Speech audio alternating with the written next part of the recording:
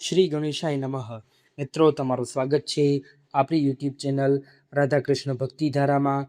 આજે આપણે સાંભળીશું પુરુષોત્તમ માસનો 17મો અધ્યાય, સુદેવનો પુત્ર વિલાપ. તો ચાલો શરૂ કરીએ. સૂત પુરાણી બોલ્યા, હે મુનિ શ્રેષ્ઠો, ગૌતમી ના આશ્વાસનથી સુદેવ શોક મુક્ત થયો અને એણે પોતાના ચિત્તને પ્રભુ ચિંતનમાં પોરવ્યું. આમ ઘણો વખત વીતી ગયો. તેનો પુત્ર 12 વર્ષનો થયો હતો. એક દિવસ દર્ભ અને સમિધ લેવા જંગલમાં ગયો. આ સમયે શુકદેવ પોતાના મિત્રો સાથે કૂવા પાસે રમવા લાગ્યો. બધાને તરતા આવડતું હતું, તેથી બધા કૂવામાં ઉતરીને જળક્રીડા કરવા લાગ્યા. તેઓ કૂવામાં સંતા કુકરી રમી રહ્યા હતા. એવામાં શુકદેવે મિત્રોને છેતરવા માટે ઊંડા જળમાં ડૂબકી મારી. ભાવીનો ભૂલાયો તેમ કૂવાના ઊંડા જળમાં આગળ વધ્યો. અહીં તે બરાબર સપડાઈ ગયો.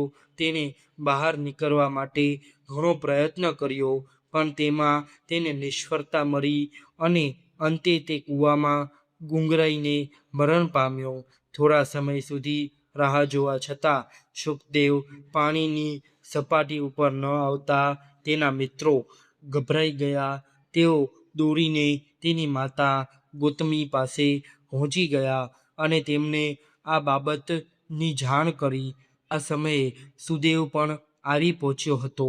આ વાત સાંભળી બંને પતિ પત્ની બેભાન થઈ ગયા.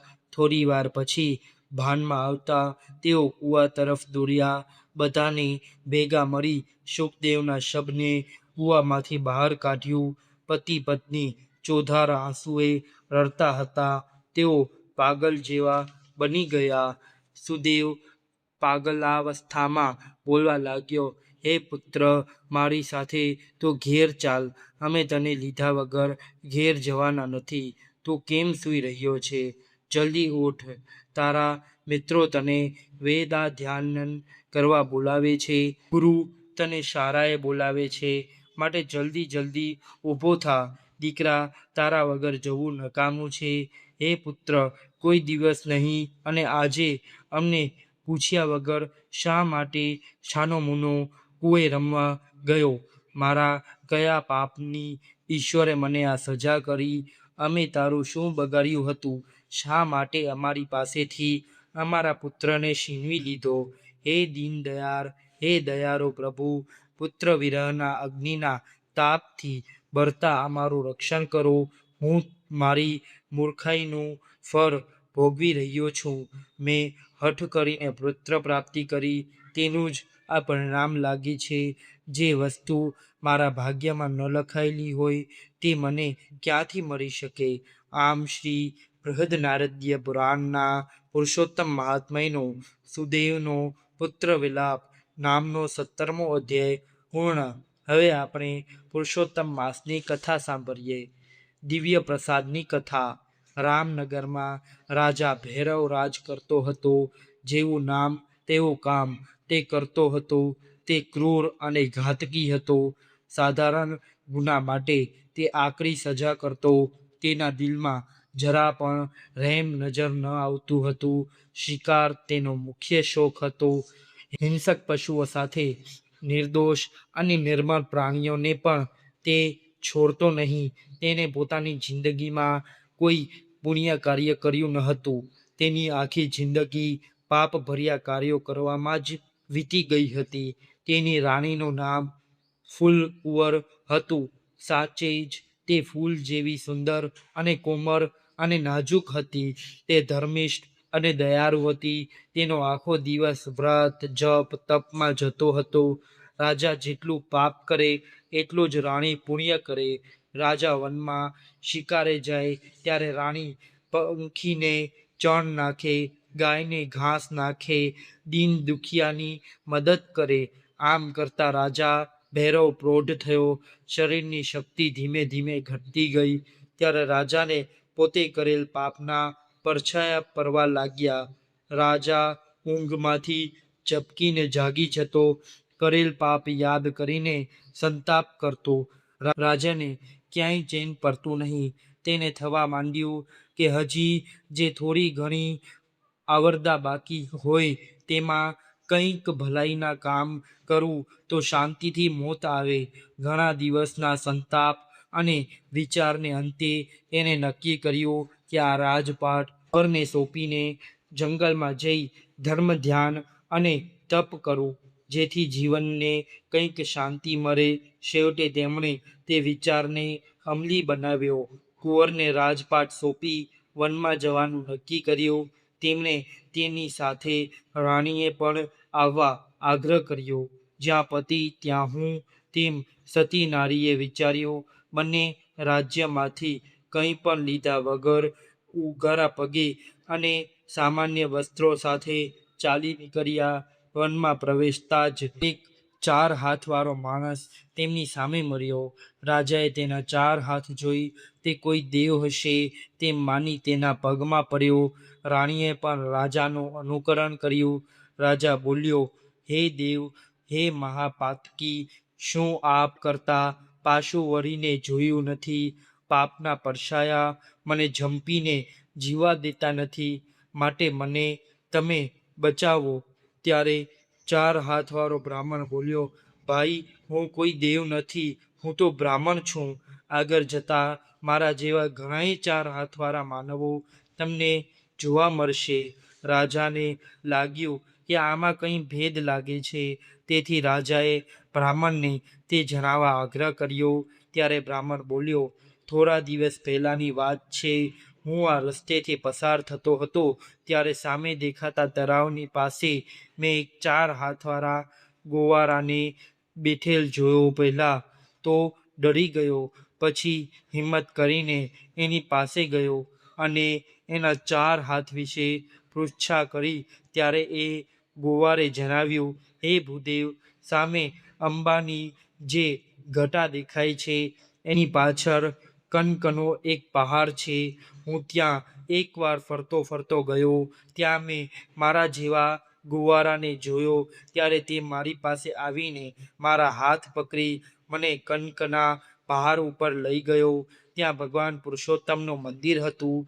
આ મંદિરનો પ્રસાદ જે જમે એ 4 હાથવાળો થઈ જાય તેમ પ્રસાદ લીધો એટલે હું 4 હાથવાળો થઈ ગયો. આ રીતે તે ગોવાળે મને તે મંદિરમાં લઈ જઈ પ્રસાદ જમાડ્યો. ત્યારે ત્યાંથી મારા પણ 4 હાથ થવા પામ્યા. આ સાંભળી રાજા આજીજી કરવા લાગ્યો. હે ભૂદેવ, મને પણ તે કનકના પહાડ ઉપર લઈ જાઓ. કદાચ ત્યાં મારા પાપોનો ભાર હળવો થાય.